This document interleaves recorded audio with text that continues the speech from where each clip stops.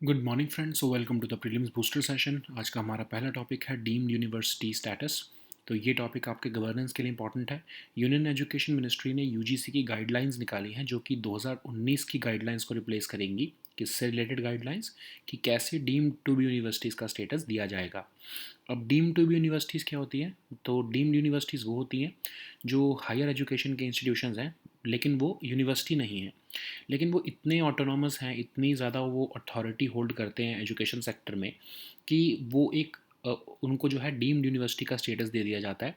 उनको फ्रीडम दी जाती है, कुछ प्रिविलेजेस दी जाती हैं base on the basis of their academic excellence, research में कंट्रीब्यूशन उनका और इंफ्रास्ट्रक्चर को देखकर कि वो डिग्री भी जो है वो अवॉर्ड कर सकते हैं अपने नाम पर और डिप्लोमा भी दे सकते हैं। ठीक है, इस स्टेटस को जो है टाइम टू टाइम यूजीसी जो है वो रिव्यू भी करता रहता है। अब अगर हम बैकग्राउंड देखें तो सेंट्रल गवर्नमेंट ने डिक्लेयर किया है कि कोई भी इंस्टीट्यूशन अदर दैन यूनिवर्सिटी जो है उसको डीम टू बी यूनिवर्सिटी का स्टेटस मिल सकता है। उसके लिए टाइम टू टाइम जो है वो आपकी रेगुलेशंस या गाइडलाइंस आती रहती हैं। जो न्यू गाइडलाइंस हैं उसमें क्या चेंजेस हैं हम वो देख लेते हैं। 2019 की गाइडलाइंस क्या कहती थी कि अगर कोई डीम्ड यूनिवर्सिटी का स्टेटस चाहते हो तो हायर एजुकेशन इंस्टीट्यूशन जो है वो कम से कम 20 साल से काम करना होना चाहिए। लेकिन अब इसमें रिलैक्सेशन दी गई है। उसमें कहा गया है कि अगर कोई डीम जो यूनिवर्सिटी स्टेट जो है आई एम सॉरी जो कोई हायर एजुकेशन इंस्टीट्यूशन कोई डीम्ड यूनिवर्सिटी का स्टेटस चाहता है तो वो ले सकता है अगर वो मल्टी डिसिप्लिनरी है। ठीक है, और भी कुछ कंडीशंस हैं जैसे कि अगर उनके पास NAAC जो आपका नेशनल एक्रेडिटेशन काउंसिल जो है उनका जो है वैलिड एक्रेडिटेशन है तो भी जो है वो मिल सकता है। NBA की एक्रेडिटेशन है उनकी अगर 2/3 ऑफ एलिजिबल प्रोग्राम्स की तो जो है 3 साइकिल्स तक तो भी उनको जो है ये मिल सकता है। या फिर अगर वो NIRF जो आपका नेशनल इंस्टीट्यूशन की जो रैंकिंग्स आती हैं उसमें टॉप 50 रैंक में आते हैं पिछले 30 साल तक, पिछले 3 साल से, तो भी उनको जो है वो ये डीम्ड यूनिवर्सिटी का स्टेटस मिल सकता है। ठीक है, फिर एक डिस्टिंक्ट इंस्टीट्यूशन कैटेगरी भी इंट्रोड्यूस की गई है।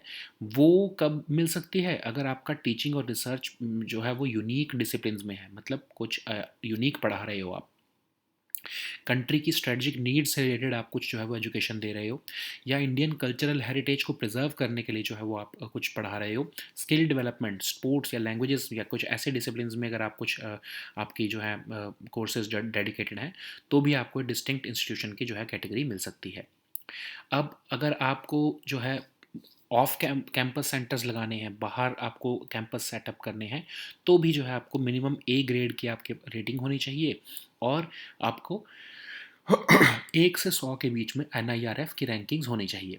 ठीक है, डीम टू यूनिवर्सिटी जो स्टेटस है वो डिस्टिंक्ट जो कैटेगरी वाले हैं वो भी ऑफ कैंपस जो है वो स्टेटस के लिए अप्लाई कर सकते हैं अगर वो 5 साल से ज़्यादा जो है वो मतलब उनके पास ये डिस्टिंक्ट कैटेगरी का स्टेटस है और वो मिनिमम A ग्रेड जो है वो एक्रेडिटेशन उनको मिली हुई है।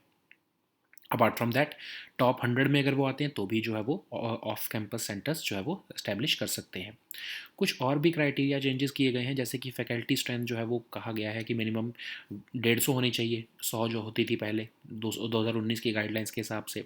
प्राइवेट इंस्टीट्यूशंस में जो है वो कॉर्पस फंड की जो है वो अमाउंट भी इंक्रीज़ करके 10 से करोड़ से जो है वो 25 करोड़ कर दी गई है। और जो भी डीम्ड यूनिवर्सिटीज़ हैं उनको अपने आप को एकेडमिक बैंक ऑफ क्रेडिट्स में भी रजिस्टर करना कंपलसरी कर दिया गया है। नेक्स्ट हम टॉपिक देखते हैं ऑयल रिजर्व्स इन सॉल्ट केवर्न्स। ये टॉपिक आपके इकोनॉमी के लिए इंपॉर्टेंट है। Government owned engineering consultancy company engineers India ने कहा है कि वो फिजिबिलिटी देख रहे हैं कि क्या हम अपने स्ट्रेटेजिक ऑयल रिजर्व्स राजस्थान के सॉल्ट केवन में जो है वो रख सकते हैं। तो अगर ऐसा हुआ, इंडिया ने ऐसा कर दिया, तो ये पहला सॉल्ट कवन बेस्ड ऑयल स्टोरेज फैसिलिटी हम इंडिया में एस्टेब्लिश करेंगे। तो सॉल्ट कवन बेस्ड स्टोरेज होती क्या है? तो बेसिकली आपको पता है कि अंडरग्राउंड स्टोरेज कवर्स जो है वो चाहिए होते हैं अनरिफाइंड या फिर क्रूड ऑयल को रखने के लिए या नेचुरल गैस को रखने के लिए, अगर हम अपनी स्ट्रेटजिक पेट्रोलियम रिजर्व बनाना चाहते हैं तो जनरली होता क्या है कि ये जो आपके अंडरग्राउंड कवर्स हैं ये माइन किए हुए होते हैं और ये नेचुरली अकरिंग सॉल्ट डोम्स होते हैं। इसमें आप जो है वो अपने अंडरग्राउंड नेचुरल गैस स्टोरेज रख सकते हो। Rock as compare to salt caverns, India में जो है खासकर हम रॉक केवर्न्स में जो है अपनी ये जो है जो है स्टोरेज बनाते हैं। ये लार्ज मैन मेड स्पेसेस होती हैं रॉक में। ये सेफेस्ट मीन्स मानी जाती हैं हाइड्रोकार्बन्स को स्टोर करने के लिए। लेकिन सॉल्ट कैवर्न्स जो होते हैं वो बहुत चीप पड़ते हैं, बहुत कम उसमें लेबर की कॉस्ट आती है, और ये नेचुरली वेल सील्ड भी होते हैं, तो एक बहुत अट्रैक्टिव ऑप्शन बन जाता है। अगर हम देखें तो यूएस में जो है जितने भी ये स्ट्रेटेजिक पेट्रोलियम रिजर्व्स हैं, ये सब salt cavern based storage facilities में रखे गए हैं, जबकि इंडिया में जो हमारे तीनों के तीनों जो हैं स्ट्रेटेजिक पेट्रोलियम रिजर्व्स हैं, ये रॉक कैवर्न्स में रखे गए हैं। अगर ऐसा हुआ तो राजस्थान में हमारे को रिक्विजिट सॉल्ट फॉर्मेशंस मिल जाएंगे, जहाँ पर हम अपनी जो है ये स्टोरेज फैसिलिटीज़ बना सकते हैं। और राजस्थान में आपको पता है एक रिफाइनरी भी बन रही है बाड़मेर में, तो वहाँ पर जो इंफ्रास्ट्रक्चर है वो भी कंड्यूसिव है स्ट्रेटेजिक ऑयल रिजर्व्स बनाने के लिए। अगर हम देखें तो इंडिया के स्ट्रेटेजिक पेट्रोलियम रिजर्व जो हैं वो इसलिए रखे जाते हैं कि कोई अनएक्सपेक्टेड इवेंट हो जाए, बहुत ज़्यादा प्राइस राइज हो जाए, तो हम अपने जो है इंपोर्ट को हमको अगर ना मिले सप्लाई, तो हम अपनी जो है अपने स्ट्रेटेजिक पेट्रोलियम रिजर्व्स में से जो है हम अपनी कंट्री की ज़रूरत को पूरा कर सकेंगे। ठीक है, तो हमारे कहाँ कहाँ पर हैं स्ट्रेटेजिक पेट्रोलियम रिजर्व्स? एक विशाखापट्टनम में है, बेंगलुरु में है, पादूर में है। ठीक है, तो अगर हम टोटल देखें तो ये स्ट्रेटेजिक पेट्रोलियम रिजर्व्स 9.5 दिन का जो हमारी नेशनल डिमांड को पूरा कर सकते हैं, लेकिन हमारी इंडिया की ऑयल मार्केटिंग कंपनीज़ के पास 64.5 डेज़ का जो है वो स्टोरेज फैसिलिटीज़ अवेलेबल है। ठीक है, अब फेज़ 2 भी चल रहा है हमारा स्ट्रेटेजिक पेट्रोलियम रिजर्व प्रोग्राम का, जिसके अंदर हम चांदी खोल और पादूर में और ज़्यादा जो है वो एडिशनल जो है पेट्रोलियम रिजर्व की फैसिलिटीज़ बना रहे हैं। गवर्नमेंट ने इंटरनेशनल जो है वो आपके पार्टनर्स को भी जो है वो पब्लिक प्राइवेट पार्टनरशिप के अंदर इंटरनेशनल पार्टनर्स को भी इनवाइट किया है, जैसे कि Abu Dhabi national oil company जो है वो 0.8 मिलियन टन्स का crude oil Bengaluru strategic reserve में जो है वो स्टोर करने वाली है। नेक्स्ट हम टॉपिक देखते हैं आदि कैलाश। आर्ट एंड कल्चर के लिए टॉपिक इंपॉर्टेंट है। लगभग 180 पिलग्रिम्स उनको रेस्क्यू किया गया है, जो कि स्टेट डिज़ास्टर रिस्पांस फोर्स और रेवेन्यू पुलिस और सीमा सुरक्षा बल द्वारा, क्योंकि ये जो है वो फंस गए थे मासिव लैंडस्लाइड में आदि कैलाश की जो है यात्रा के टाइम पर। आदि कैलाश जो है वो one of the 5 Kailash mountains है, जो कि लॉर्ड शिवा का हम अबोर्ड मानते हैं। तो इसको शिवा कैलाश, छोटा कैलाश, बाबा कैलाश या जोंगलिंग कॉन्ग पीक भी कहते हैं। पिथौरागढ़ डिस्ट्रिक्ट है जो उत्तराखंड का, वहाँ पर ये लोकेटेड है, और ये कुमाऊं हिमालय रेंज में आता है। इसका ऑल्टीट्यूड अगर हम देखें तो 6300 मीटर्स के आसपास पड़ता है, और ये एक तरह से कैलाश मानसरोवर का रेप्लिका है। कहा जाता है कि शिव जो है उन्होंने यहाँ पर मेडिटेट किया था और यहाँ पर स्टे भी किया था। अब आपको पता है कैलाश जो है वो 5 कैलाश हैं। सबसे पहले जो है सबसे फेमस आपको पता ही है, जो तिब्बत में पड़ते हैं, कैलाश मानसरोवर। फिर दूसरे हैं आदि कैलाश, फिर किन्नौर कैलाश हिमाचल में पड़ते हैं, श्रीकांत महादेव कैलाश ये भी जो है आपके हिमाचल में पड़ते हैं, और मनी महेश कैलाश ये भी हिमाचल में ही है। ठीक है, नेक्स्ट हम टॉपिक देखते हैं da Vinci robotic surgical system. Science and tech के लिए इंपॉर्टेंट है। अपोलो हॉस्पिटल्स अहमदाबाद ने दविंची जी रोबोटिक सर्जिकल जो है सिस्टम को लॉन्च किया है, जो कि सर्जन्स को हेल्प करेगा वैरायटी ऑफ सर्जरीज कंडक्ट करने में। इसके बेनिफिट ये हैं कि बहुत स्मॉल कट से जो है ये सर्जरी परफॉर्म कर पाएगा, एज़ कम्पेयर टू जब ह्यूमन डॉक्टर जो हमारी जब सर्जरी करते हैं। ठीक है, तो ये कई तरह की सर्जरीज कर पाएगा। इसमें 3 डिफरेंट पार्ट्स जो हैं वो लगाए गए हैं, जैसे कंसोल या कंट्रोल सेंटर, जो कि जो है एक जब सर्जन ऑपरेट करेंगे तो ये उसको हेल्प करेगा हैंड्स और फुट कंट्रोल्स के थ्रू। और पेशेंट कार्ट में क्या होगा, सर्जिकल इंस्ट्रूमेंट जहाँ पर जो है वो होल्ड की जाएंगी और कैमरा लगा होगा। विजन कार्ड एक बेसिकली एक वीडियो स्क्रीन होगी, जिसमें कि हेल्थ केयर प्रोवाइडर्स को जो है वो देख पाएंगे कि वो कैसे सर्जरी की जा रही है। अब ये द विंची सर्जरी है क्या? बेसिकली एक सर्जिकल सिस्टम है जिसमें कि 4 थिन रोबोटिक आर्म्स लगी हैं, और ये वाइड रेंज ऑफ मोशन कर पाते हैं, उसकी वजह से ये मिनिमली इन्वेजिव सर्जरी कर पाते हैं। ठीक है, नेक्स्ट हम टॉपिक देखते हैं fix dose combination drugs. Science and tech के लिए ही इंपॉर्टेंट है। 14 फिक्स डोज कॉम्बिनेशन ड्रग्स जो है वो देखा गया है कि उनकी कोई थेराप्यूटिक रेलेवेंस नहीं है, और उसको बैन कर दिया गया है सेंट्रल गवर्नमेंट द्वारा एक गजट नोटिफिकेशन निकाल कर। तो ये फिक्स डोज कॉम्बिनेशन ड्रग्स होते क्या हैं, जिसमें कि एक से ज़्यादा जो है वो दो से ज़्यादा जो है, दो या दो से ज़्यादा जो है वो एक्टिव फार्मास्यूटिकल इंग्रेडिएंट्स डले होते हैं, जैसे कि आपका विक्स है, विक्स सेक्शन 500, या आपके जो हैं डी कोल टोटल आता है जैसे, है ना, जिसमें बहुत सारे जो है वो पैरासीटामोल भी होगा, फिर आपके कफ से रिलेटेड चीज़ें भी होंगी, उसमें कई जो है वो तरह के एपीआईज डाले जाते हैं। और क्यों इसके एडवांटेजेस क्या हैं?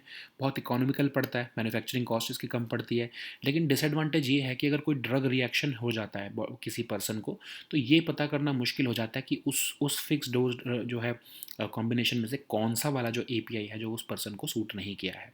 ठीक है। नेक्स्ट हम टॉपिक देखते हैं गगन सैटेलाइट टेक्नोलॉजी। ये भी साइंस एंड टेक के लिए इंपॉर्टेंट है। तो प्राइम मिनिस्टर मोदी जो है उन्होंने एशिया की पहले demonstration of performance based navigation for helicopters को जो है वो लॉन्च किया है, जो कि जुहू से पुणे में जो है वो गगन सैटेलाइट टेक्नोलॉजी का यूज़ करते हुए फ्लाइट को पहुंचाया गया है।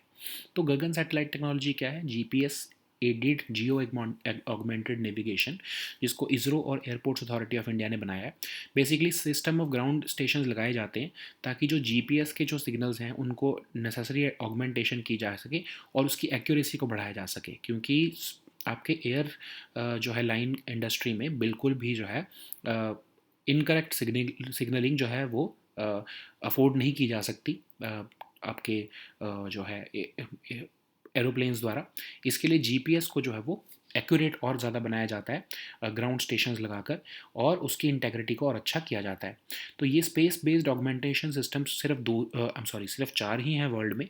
इंडिया के पास है, यूएस के पास है, यूरोप के पास है और जापान के पास है। अब परफॉर्मेंस बेस्ड नेविगेशन क्या होता है? तो ये कंसेप्ट क्या होता है कि आपका एक्यूरेसी, इंटेग्रिटी, अवेलेबिलिटी, कॉन्टिन्यूटी और फंक्शनैलिटी को अच्छे से बढ़ाता है, और ये सेंसर बेस्ड की बजाय परफॉर्मेंस बेस्ड नेविगेशन के कंसेप्ट पर ले जाता है। ठीक है।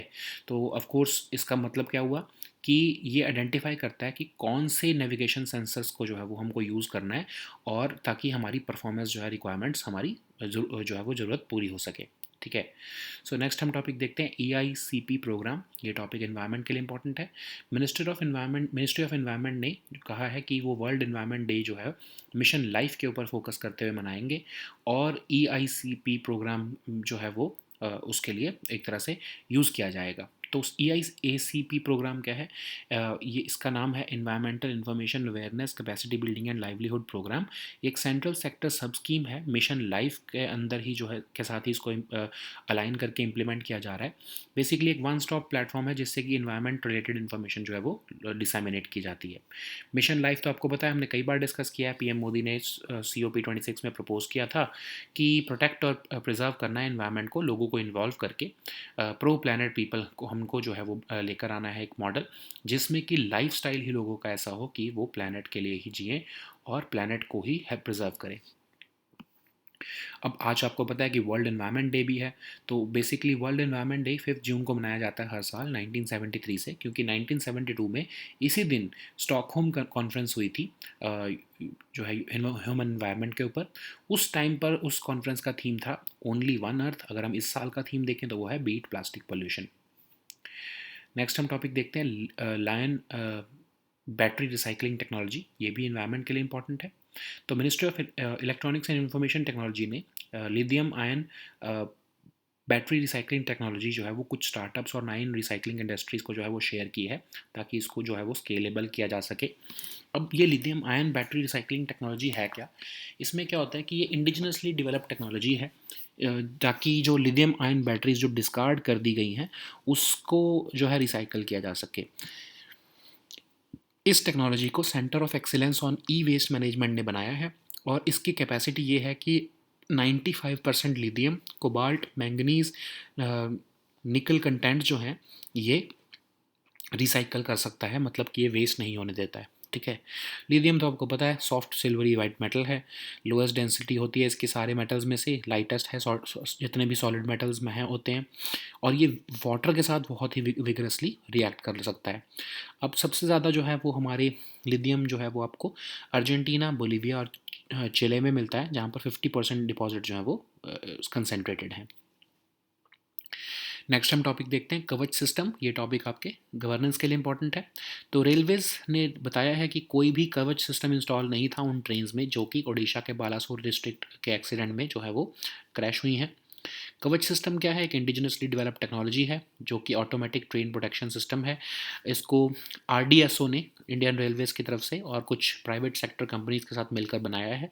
बेसिकली ये इलेक्ट्रॉनिक डिवाइसेस का एक सेट है जिसमें कि रेडियो फ्रीक्वेंसी आइडेंटिफिकेशन डिवाइसेस का इस्तेमाल किया जाता है, और ये डिवाइसेस आपस में कम्युनिकेट करते हैं अल्ट्रा हाई रेडियो फ्रीक्वेंसीज पर, ताकि ट्रेन की ब्रेक्स को कंट्रोल किया जा सके और ड्राइवर्स को अलर्ट किया जा सके अगर कोई भी जो है हर्डल सामने उनको देखने को मिलती है तो इसमें क्या होता है कि जो लोकोमोटिव पायलट्स हैं उनको सिग्नल के थ्रू जो है हेल्प किया जाता है, और अगर सिग्नल भी फेल हो जाए तो ऑफ कोर्स लोको पायलट को जो है से कंट्रोल लेकर ब्रेक लगा दी जाती है ताकि ट्रेन जो है वो रुक जाए उसी वक्त, ठीक है, ऑटोमेटिकली।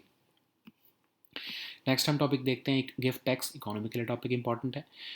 रिसेंटली सीबीडीटी ने कहा है कि अगर कोई जो है स्ट्रेटजिक डिसइन्वेस्टमेंट की प्रोसीड्स इक्विटी शेयर्स की जो है पब्लिक सेक्टर यूनिट्स की, वो अगर आगे जो है दी जा रही है तो उसको जो है एज अ गिफ्ट, तो उस पर गिफ्ट टैक्स नहीं लगेगा। गिफ्ट टैक्स क्या है आपका, 1958 में इंट्रोड्यूस किया गया था। कोई भी गिफ्ट अगर 50,000 से ऊपर की वैल्यू है तो उसके ऊपर टैक्स लगाया जाता है, और चाहे वो मूवेबल या इमूवेबल प्रॉपर्टी है तो उसको मनी वर्थ में कन्वर्ट करके उस गिफ्ट को जो है वो उसके ऊपर टैक्स लगाया जाता है। लेकिन अगर रिलेटिव कोई गिफ्ट देता है तो वो टोटली एग्जाम्प्ट होता है। रिलेटिव इस डेफिनेशन में कौन कौन होते हैं, पेरेंट्स, स्पाउस सिबलिंग्स या फिर लीनियल डिसेंडेंट्स, ठीक है, तो उनको हम रिलेटिव मानते हैं। या फिर वेडिंग के टाइम दिए गई जो भी गिफ्ट है उसको एग्जाम्प्ट रखा जाता है। इनहेरिटेंस जो है उसको भी एग्जाम्प्ट रखा जाता है।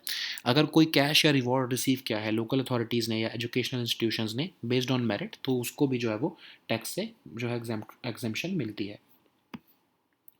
नेक्स्ट हम टॉपिक देखते हैं UNRWA, ये टॉपिक आपके इंटरनेशनल रिलेशंस के लिए इंपॉर्टेंट है।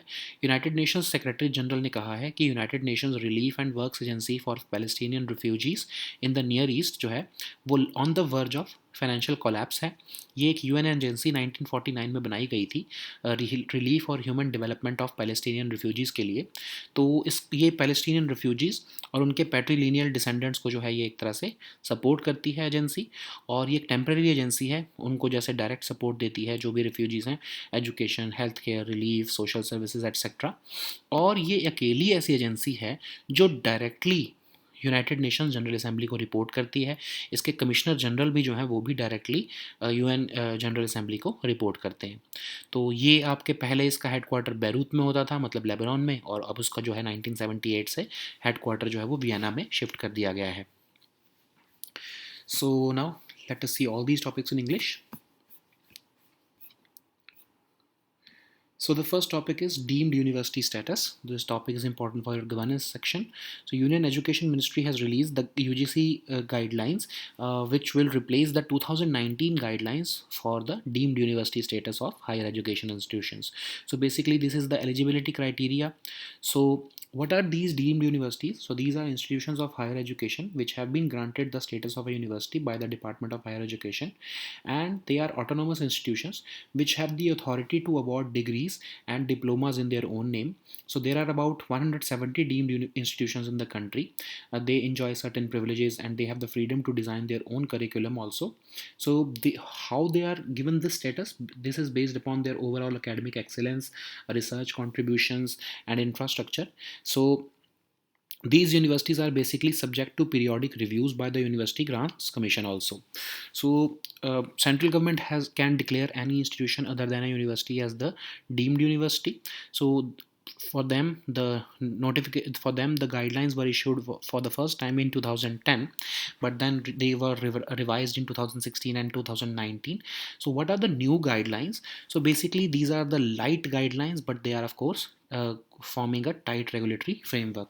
So under the 2019 guidelines, it was made mandatory that if a higher education institution wants to get this deemed university status, then they would have to exist for not less than 20 years.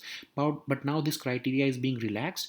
If they are multidisciplinary institutions, they can apply for the deemed status. Also, if they have a valid accreditation by NAAC and aid accreditation for 2/3 of their eligible program for 3 consecutive cycles, or if they are in the top 50 rankings of the NIRF. Okay, so basically they would be able to get this deemed university status in less than 20 years only if they fulfill the above mentioned criteria. So there is also a distinct institution category in which the applicants must establish to the expert committee of the commission that they are engaged in certain teachings and research which are unique They are addressing the strategic needs of the country. They are preserving. They are educating in certain courses which are meant for preservation of Indian cultural heritage, or they are dedicated. They have dedicated certain programs for skill development, or dedicated to sports or languages or any other discipline. They can also set up off campus centers if they have minimum A grade or above, or ranked 1 to 100 in the NIRF rankings. They If the distinct category higher educational institutions want to set up off campus, they have to give a declaration that they are accredited with A grade, or they are figured in the top 100 university category of NIRF. Okay, certain other criteria have also been made, like faculty strength has been increased from 100 to 150. Corpus fund for private institutions has been increased from 10 crore to 25 crore, and these deemed universities must register themselves on academic bank of credits. So the next topic is oil reserves in salt caverns. This topic is important for your economy section. Government owned engineering company Engineers India is studying the prospects and feasibility of developing salt cavern based strategic oil reserves in Rajasthan. So if it happens, then this will be the first salt cavern based oil strategic facility in India. So what is salt cavern based storage? Basically, we need large storage for unrefined petroleum and natural gas, and these underground caverns provide us these underground caverns are basically mined out of naturally occurring salt domes, and they are developed by the process of solution mining. So how are they compared to rock cavern based storage? So rock caverns are basically large man-made spaces in the rocks where this oil or hydrocarbons are stored, and they are the safest means of storing hydrocarbons. In comparison to rock caverns, salt caverns are considered very cheap, and they are naturally well sealed also. If we compare with USA, then USA has most of their oil reserves in the salt caverns as compared to India, which where we have all our strategic oil reserves in rock caverns. So Rajasthan will be very conducive for this salt cavern based strategic storage, because it has requisite salt formations in the country, and it is also having the conducive infrastructure available for building these strategic oil reserves.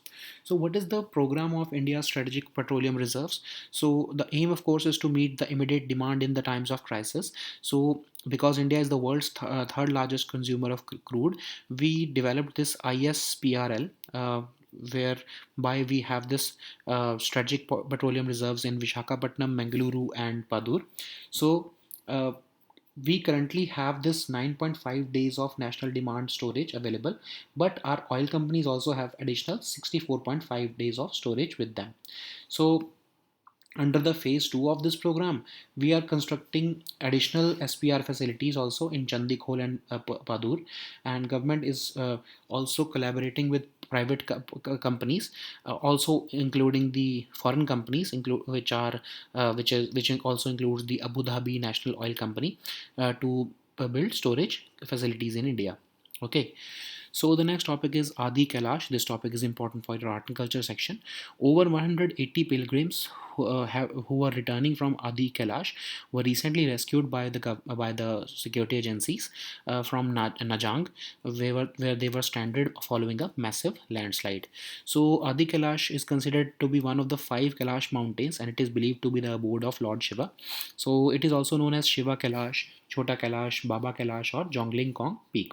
It is located in the Pithoragarh district of Uttarakhand, and its altitude is about 6,300 meters. It is a replica of Kailash Mansarovar.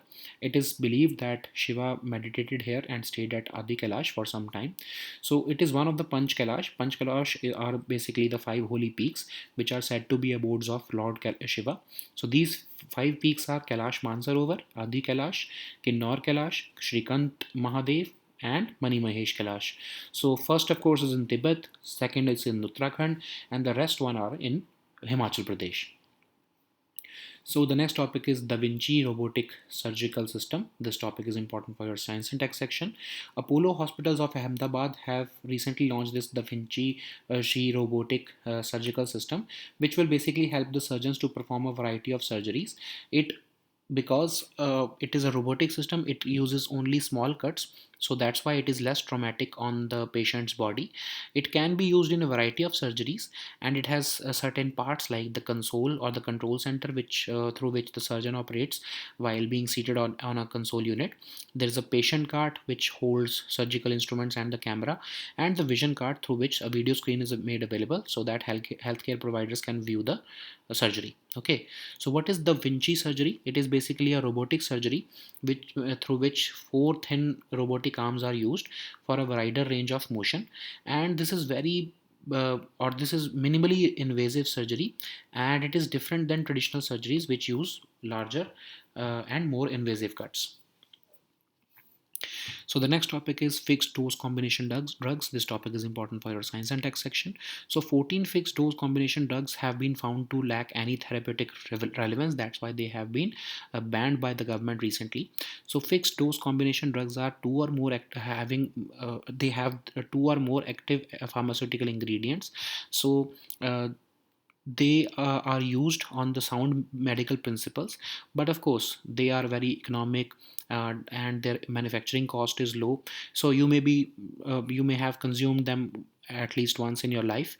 Vic section 500 or this decol total, so they have certain basically more than two active pharmaceutical ingredients within them. Okay, but there is a disadvantage also. The major disadvantage is that in case of an adverse drug reaction, it is almost difficult to identify which of those active ingredient is responsible for causing that reaction. Okay, so the next topic is Gagan satellite technology. This topic is important for your science and tech section. Recently, PM Modi has lauded Asia's first demonstration of performance-based navigation for helicopters for a flight from Juhu to Pune. So, Gagan satellite technology, you know that stands for GPS-aided geo-augmented navigation. It has been developed by both ISRO and Airports Authority of India jointly. So, a system of ground stations are made so that necessary adjustments can be made to GPS signals, so that its accuracy can be improved. Okay, otherwise, you know that even a small uh, deviation by the GPS signal can be very costly for the airline industry. So that's why India has launched this Gagan satellite technology. So it has become one of the four uh, systems in the world. Uh, Only India, US, Europe, and Japan have these space based augmentation systems now. So, what is performance based navigation? Basically, the this is different from sensor based system, because performance based system are more accurate in, they are more functional, because they identify the specific requirements of the and or the they can identify the specific performance requirements, and they do not follow only the navigation sensors or equipments which are used for the uh, uh, navigation purposes. Okay, so the next topic is EIACP program. This topic is important for environment section. Ministry of Environment is celebrating the World Environment Day today, with a thrust on mission life. So this is being done under the EICP program, which is a central sector sub scheme. It stands for the Environmental Information Awareness in Capacity Building and Livelihood Program, which was launched in 1983. It's basically a one-stop platform for dissemination of all environment-related information and informed policy formulation. What is Mission Life? It was proposed by PM Modi at COP26, and the aim is to protect and preserve the environment through a people movement. Okay, so basically the aim is to have a global mass movement so that people can start living their lifestyle, which is beneficial for the planet, and which is derived from the planet only. Okay, so what is World Environment Day? So this is meant to raise global awareness to take positive environmental action. It is being celebrated since 1973 every year on 5th of June, to commemorate the the Stockholm Conference on the Human Environment which was held in 1972. This year, the theme is Beat Plastic Pollution, and the first theme of the conference of 1972 was Only One Earth. This topic is so the next topic is lithium ion battery recycling technology. This topic is important for your science and tech section. So recently, Ministry of Electronics and Information Technology has transferred cost effective lithium ion battery recycling technology to 9 recycling industries and startups. So basically, this is an indigenously developed technology which could process assorted types of discarded lithium ion batteries, and it has the capacity to recover more than 95% of lithium, cobalt, manganese and nickel contents in the form of their oxides. So this technology has been made by the Center of Excellence on E-Waste Management. You know that lithium is basically a soft silvery white metal, and it has the lowest density of all metals, and it is the lightest of all the solid elements. It reacts rather vigorously with water, and the most of the lithium reserves are found in Argentina, Bolivia and Chile, which are also called the lithium triangle of South America. So the next topic is Kavach system. This topic is important for your governance section. So recently, Railways has confirmed that there was no Kavach system installed on the trains, which met with an accident in Odisha's Balasore district. So Kavach system is an indigenously developed automatic train protection system, which has been developed by RDSO of Indian Railways with the private sector enterprises. So it is a set of electronic devices and radio frequency identification devices which communicate with each other using ultra high radio frequencies. So it assists this system assists the locomotive pilots so that they can avoid signal passing at danger and overspeeding. In case of any mishappening, they can alert the toco pilot. They can this system can take control of the brakes and bring the train to a halt automatically. Okay. So the next topic is gift tax. This topic is important for our economy section. CBDT has recently exempted buyers from gift tax if they acquire equity shares in public sector units through strategic disinvestment. So gift tax was enacted in 1958, and it says that the Income Tax Act says that gifts whose value exceed 50,000 are subject to gift tax, and they can be in the form of movable or immovable property also. But in case the gift is being given by a relative, then of course it is exempted. So who is a relative? Parents, siblings, siblings, etc. They can be considered as a relative. So gifts received during weddings are also exempted from tax. Gifts received as part of inheritance are also exempted from tax, and cash or rewards which are received by local authorities or educational institutions based on merit are also exempted from tax. So the next topic is UNRWA. This topic is important for international relations. United Nations Secretary General has said that United Nations Relief and Works Agency for Palestinian Refugees in the Near East is on the verge of financial collapse. So this is a UN agency which supports the relief and human development of Palestinian refugees. It was established in 1949. And it's a temporary agency. It directly gives the benefits to the beneficiaries in the form of education, healthcare, relief, social services, etc. And this provides services in 5 fields of its operations: Jordan, Lebanon, Syria, Gaza Strip, and West Bank. And it delivers services directly to the beneficiaries. It is the only agency of the UN which directly reports to the UN General Assembly, and its Commissioner General also is the only leader of a UN agency to report directly to the UN General Assembly. Originally, it was headquartered in Beirut, that is in Lebanon, but later on in 1978, its headquarters was moved to Vienna, that is in Austria. Okay, so these were our topics for today. We'll meet next time with new topics. Until then, goodbye and take care.